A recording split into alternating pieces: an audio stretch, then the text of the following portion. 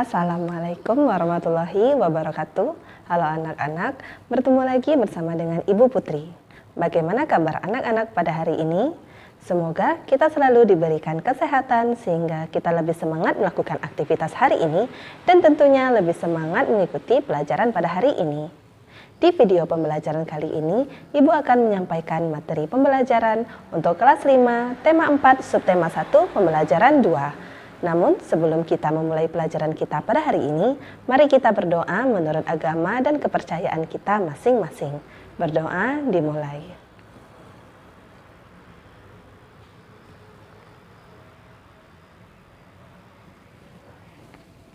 Berdoa selesai. Sebelum Ibu menyampaikan materi pembelajaran kita pada hari ini, Ibu akan menyampaikan tujuan pembelajaran yang harus kamu capai pada hari ini. Tujuan pembelajaran yang pertama yaitu, siswa dapat mengidentifikasi tangga nada dalam musik dengan benar. 2. Siswa dapat mengetahui ciri-ciri lagu bertangga nada mayor dan minor dengan benar. 3. Siswa dapat menyebutkan berbagai lagu bertangga nada mayor dan minor secara tepat. 4. Siswa dapat menyanyikan lagu bertangga nada mayor dan minor secara tepat. 5. Siswa dapat menyebutkan bagian-bagian pantun dengan benar. 6. Siswa dapat menentukan ciri-ciri serta unsur-unsur pantun yang dibuat dengan benar. 7. Siswa dapat menyebutkan organ peredaran darah dan fungsinya pada hewan secara rinci. Dan 8. Siswa dapat menuliskan dan menggambarkan cara kerja peredaran darah pada hewan dengan tepat. Siti dan Beni berteman. Keduanya sama-sama kelas 5. Siti duduk di bangku depan, sedangkan Beni duduk di bangku belakang. Kebiasaan berangkat ke sekolah naik sepeda, karena mengayuh sepeda merupakan olahraga. Kebiasaan Beni setiap bangun tidur pagi menyempatkan diri berolahraga. Olahraga dilakukan Beni sebelum mandi. Olahraga sangat penting untuk menjaga kesehatan tubuh, terutama kesehatan organ-organ tubuh dan organ peredaran darah. Beni hobi berolahraga. Hari ini Beni dan teman-temannya mengikuti olahraga bela diri pencaksilat. Bela diri pencaksilat selain untuk berolahraga juga olah seni. Gerak-gerak bela diri pencaksilat ada yang diiringi musik atau lagu yang bersemangat. Perhatikan gambar berikut ini. Belajar musik atau lagu yang bersemangat teringat mengenai tangga nada. Dalam mengenal istilah tangga nada, ada tangga nada mayor dan ada juga tangga nada minor. Ciri lagu bertangga nada mayor dinyanyikan dengan bersemangat. Tangga nada adalah urutan nada yang disusun secara berjenjang, misalnya do, re, mi, fa, sol, la, si, do. Tangga nada dibagi menjadi dua, yaitu tangga nada mayor dan tangga nada minor. Tangga nada mayor adalah tangga nada yang susunan nada-nadanya berjarak 1, 1, 1 per 2, 1, 1, 1, 1 per 2. Biasanya diawali dan diakhiri dengan nada do atau C dan bersifat riang gembira. Tangga nada minor adalah tangga nada yang susunan nada-nadanya berjarak 1, 1 per 2, 1, 1, 1 per 2, 1, 1. Biasanya diawali dan diakhiri nada la atau a dan bersifat sedih. Kamu telah memahami pengertian tangga nada mayor dan tangga nada minor. Ciri tangga nada mayor adalah 1. Bersemangat, 2. Riang gembira, 3. Biasanya diawali dan diakhiri dengan nada do atau C, 4. Mempunyai pola interval 1, 1, 1 per 2, 1, 1, 1, 1 per 2. Lagu bertangga nada mayor antara lain Maju Tak Gentar, Halo Halo Bandung, dan Garuda Pancasila. Ciri tangga nada minor adalah 1. Kurang bersemangat, 2. Bersifat sedih, 3. Biasanya diawali dan diakhiri dengan nada la atau a, 4. Mempunyai pola interval 1, 1 per 2, 1, 1, 1 per 2, 1, 1. Lagu bertangga nada minor antara lain Syukur, Tuhan, dan Gugur Bunga. Contoh lagu bertangga nada mayor seperti lagu Indonesia Raya, Hari Merdeka, berkibarlah benderaku, bendera merah putih dan maju tak gentar. Contoh lagu bertangga nada minor seperti Bagimu Negeri, Indonesia Pusaka, Rayuan Pulau Kelapa, Gugur Bunga, dan Syukur. Ternyata Benny mendapatkan pelajaran olahraga hari ini. Olahraganya bela diri. Benny senang olahraga bela diri. Olahraga bela diri yang dilakukan Benny dan teman-teman adalah pencaksilat. Benny melakukan gerakan pencaksilat dengan aba-aba dari Pak Guru. Selain dengan aba-aba, gerakannya juga diiringi musik. Tanda bel istirahat berbunyi. Benny merasa gembira hari ini. Rasa gembiranya diungkapkan melalui sebuah pantun. Pantun yang dibuat Benny adalah sebagai berikut. Bersinar terik sang matahari, bagai api panas membara. Rajin berolahraga bela diri, badan kuat hati gembira. Ingatkah kamu pantun yang dibuat Siti? Kamu tentu masih ingat, bukan? Pantun adalah bentuk puisi Indonesia Melayu. Tiap bait biasanya terdiri atas 4 baris dan bersajak AB-AB. Dalam setiap baris terdiri atas 8 sampai 12 suku kata. Baris pertama dan baris kedua disebut sampiran. Sampiran untuk mengantarkan rima. Baris ketiga dan keempat disebut isi. Isi merupakan tujuan atau maksud dari pantun. Dengan demikian dapat disimpulkan ciri-ciri dan bagian pantun. Ciri-ciri pantun: 1. Pantun bersajak AB-AB. 2. Satu bait terdiri atas 4 baris. 3. Tiap baris terdiri atas 8 sampai 12 suku kata. Pantun terdiri atas 2 bagian, yaitu 1. Sampiran merupakan kata-kata dalam 2 baris pertama atau baris ke-1 dan kedua di setiap bait. 2. Isi merupakan kata-kata dalam 2 baris terakhir atau baris ketiga dan keempat di setiap bait. Dari pantun yang dibuat Benny, tentukan baris yang menunjukkan sampiran dan baris yang menunjukkan isi. Yang menunjukkan sampiran yaitu bersinar terik sang matahari, bagai api panas membara. Dan bagian isi yaitu rajin berolahraga bela diri, badan kuat hati gembira. Pantun dapat digolongkan menjadi 3 sesuai siklus kehidupan usia manusia. Ada pantun kanak-kanak, pantun muda, dan pantun tua. Pantun kanak-kanak berisi tentang sukacita, pantun muda berisi tentang perkembangan, pantun tua berisi tentang nasihat. Berikut contoh ketiga pantun tersebut. 1. Contoh pantun kanak-kanak. Terbang rendah burung kutilang, hinggap di dahan sambil menoleh. Hatiku senang tidak kepalang, ayah pulang membawa oleh-oleh. 2. Contoh pantun muda yaitu hujan turun rintik-rintik, ada gubuk di tepi sawah. Wahai Dinda berwajah cantik, bolehkah Kanda main ke rumah? 3. Contoh pantun tua yaitu enak benar tinggal di batu jajar, segar udaranya indah dan permai. Anak sekolah rajinlah belajar agar cita-citanya kelak tercapai.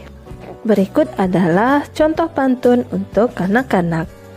Pergi ke sawah menanam padi, sawah dibajak dengan sapi. Jadi anak yang baik hati, tentu tahu balas budi. Lumba-lumba ikan pintar, pandai bermain lingkaran api. Jika sudah tumbuh besar, harus taat mami papi. Burung camar di tepi pantai, pantai indah banyak ombaknya. Jadilah kamu anak yang pandai, sudah pasti banyak temannya. Ke pasar lama menanti, tunggu ibu beli terasi. Jadilah anak yang baik hati, agar nanti bisa berprestasi. Pergi ke pasar membeli gitar di toko depan. Rajin-rajinlah belajar, agar bermanfaat bagi masa depan. Kucing manis berbulu legam, lebih hitam dari jelaga. Budaya kita sungguh beragam, mari kita bersama jaga. Dan contoh pantun muda yaitu buat apa berkain batik kalau tidak pakai selendang. Melihat kamu berwajah cantik, hatiku jadi ingin meminang. Padang berbunga dalam rimba, angin menderu dari tiku. Badanlah lama tidak bersua, kinilah baru bertemu. Batu dibancah jangan diungkit, kalau diungkit kayunya tumbang. Lebih sakit daripada sakit, karena kekasih diambil orang. Pantun tua yaitu asam kandis asam gelugur, ketiga asam si riang-riang. Menangis mayat di pintu kubur, teringat badan tidak sembahyang. Sultan Leman di Pekan Sabtu, pengawalnya membeli lada. Jangan melawan kepada guru, orang pelawan hatinya buta. Apa gunanya sutera Cina, gunting tersisip di bengkawan. Apa gunanya saya yang hina, terlebih baik muda bangsawan. Dari apa kue lemang? Dari ketan yang dipanggang. Waktu kecil kita ditimang, ayah ibu harus disayang. Bapak tani menanam tebu, pembeli datang bertanya harga. Wahai Ananda, hormati ibu, karena ibu jalan ke surga. Pantun bisa dikatakan sebagai seni merangkai kata. Kejadian dapat sehari-hari dapat diungkapkan dengan pantun. Kondisi manusia susah senang, sehat dan sakit juga dapat ditulis melalui pantun. Berikut adalah contoh pantun yang isinya menggambarkan kondisi tubuh yang sehat. Kalau tak tahu dalamnya tebat, dapat dihela sambil berakit. Kalau tak tahu nikmatnya sehat, dapat dirasa dikala sakit. Tempayan pecah menahan berat, letak salah syarat isinya. Jajanan sekolah haruslah sehat, tidak boleh pakai zat pewarna. Tubuhmu sehat seperti isi pantun yang kamu tulis. Bagaimana kondisi tubuh manusia sehat itu? Kondisi tubuh manusia yang sehat adalah antaranya di peredaran darahnya lancar, selain itu organ peredaran darahnya tidak ada gangguan. Pada pembelajaran 1, kamu sudah mengenal organ peredaran darah manusia. Bagaimana dengan organ peredaran darah hewan? Selain manusia, hewan juga memiliki peredaran darah. Darah yang mengalir akan mengangkut nutrisi ke seluruh organ tubuh. Darah juga mengangkut sisa metabolisme dari berbagai jaringan dalam tubuh. Pada prinsipnya, sistem peredaran darah hewan, terutama hewan vertebrata, sama seperti manusia. Contoh hewan vertebrata adalah ikan, katak, reptil, dan burung. Sistem peredaran darah hewan termaksud alat-alat peredaran darahnya seperti jantung dan pembuluh darah. Amatilah gambar berikut, bagian-bagian jantung pada burung, peredaran darah burung. Perhatikan gambar berikut ini, ternyata jantung burung mempunyai bagian-bagian yang sama seperti jantung manusia. Vertebrata ini mempunyai jantung yang terdiri atas 4 ruang, ada atrium atau serambi kanan, atrium serambi kiri, ventrikel atau bilik kanan, dan ventrikel atau bilik kiri. Bagaimana dengan peredaran darah burung? Peredaran darah pada burung sama dengan peredaran darah pada manusia, yaitu peredaran darah kecil dan peredaran darah besar. Pada peredaran darah kecil, darah miskin oksigen dan karbon dioksida di dalam bilik kanan dipompa jantung menuju paru-paru. Di dalam paru-paru, karbon dioksida dilepas dan oksigen diikat. Kemudian darah di paru-paru yang sudah kaya oksigen kembali ke jantung melalui serambi kiri. Pada peredaran darah besar, darah kaya oksigen di dalam bilik kiri dipompa jantung ke seluruh tubuh melalui aorta. Di sel-sel tubuh oksigen dibebaskan dan karbon dioksida diikat. Selanjutnya, darah yang kaya karbon dioksida mengalir melalui pembuluh vena menuju serambi kanan dan masuk bilik kanan. Berikut adalah organ peredaran darah pada burung dan fungsinya. 1. Jantung. Jantung pada burung berfungsi untuk memompa darah agar darah beredar ke seluruh tubuh. Jantung burung memiliki 4 ruangan, yaitu serambi kanan berfungsi untuk menerima darah kotor yang kaya akan karbon dioksida dari seluruh tubuh. Serambi kiri berfungsi untuk menerima darah bersih yang kaya akan oksigen dari paru-paru. Bilik kanan berfungsi untuk memompa darah kotor yang kaya akan karbon dioksida ke paru-paru. bilik kiri berfungsi untuk memompa darah bersih yang kaya akan oksigen ke seluruh tubuh. 2. Pembuluh darah terdiri dari arteri. Pembuluh darah arteri berfungsi membawa darah bersih yang kaya akan oksigen ke seluruh tubuh. 2. Arteri pulmonalis. Arteri pulmonalis yang membawa darah kotor yang kaya akan karbon dioksida ke paru-paru. 3. Vena. Pembuluh darah vena berfungsi membawa darah kotor yang kaya akan karbon dioksida dari seluruh tubuh untuk kembali ke jantung. 4. Vena pulmonalis. Vena pulmonalis yang membawa darah bersih dari paru-paru ke jantung. 5. Pembuluh kapiler menjadi penghubung antara cabang pembuluh nadi dan pembuluh balik yang terkecil ke sel-sel tubuh. 3. Paru-paru. Paru-paru mirip dengan hewan mamalia lainnya. Hanya saja pada burung terdapat tambahan 9 kantong udara. Proses peredaran darah pada burung. Burung memiliki jantung yang bentuk dan cara kerjanya sama dengan jantung manusia, yaitu terdapat 4 ruangan. 4 ruangan dalam jantung burung berfungsi untuk memisahkan darah yang mengandung oksigen dengan darah yang membawa karbon dioksida. Secara rinci, proses peredaran darah pada burung adalah sebagai berikut. 1. Peredaran darah pada burung dimulai dari darah yang membawa oksigen dipompa dari bilik kiri jantung menuju seluruh tubuh lewat aorta atau pembuluh darah utama dalam tubuh. 2. Setelah darah masuk ke berbagai sel-sel tubuh, oksigen akan dilepaskan dan sebagai gantinya, darah membawa karbon dioksida dari dalam tubuh. 3. Darah yang membawa karbon dioksida ini kemudian dialirkan ke serambi kanan dan masuk ke bilik kiri melalui pembuluh darah vena.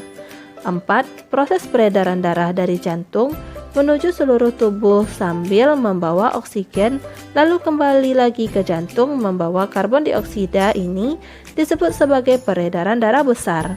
5. Setelah dari bilik kanan, darah yang membawa banyak karbon dioksida kemudian dipompa ke paru-paru. 6. Saat burung menghirup napas dan mengambil oksigen yang masuk ke paru-paru, maka disinilah terjadi proses pertukaran karbon dioksida dengan oksigen terjadi. 7. Darah yang membawa karbon dioksida akan mengalami pertukaran oksigen saat berada di paru-paru setelah dipompa dari bilik kanan. 8. Oksigen yang sudah diikat oleh darah di paru-paru kemudian dipompa lagi ke jantung melalui serambi kiri dan masuk ke bilik kiri. 9. Setelah berada di bilik kiri, proses peredaran darah pada burung pun kembali berlangsung ke seluruh tubuh untuk membawa oksigen. Secara umum, sistem peredaran darah pada hewan dibagi 2 bagian. Ada peredaran darah terbuka dan tertutup. Pada sistem peredaran darah terbuka, tekanan darah yang dihasilkan dari kontraksi jantung cukup rendah, oleh karena itu sari makanan yang terdorong akan mengalir lebih lambat. Contoh sistem peredaran darah terbuka terdapat pada cacing dan serangga seperti belalang. Sistem peredaran darah tertutup, jantung akan memompa darah secara terus-menerus sehingga tekanan yang didapatkan tetap stabil. Hal ini akan mendorong darah keluar dengan lebih kuat dari pembuluh darah yang memasuki organ jantung dengan kecepatan yang baik.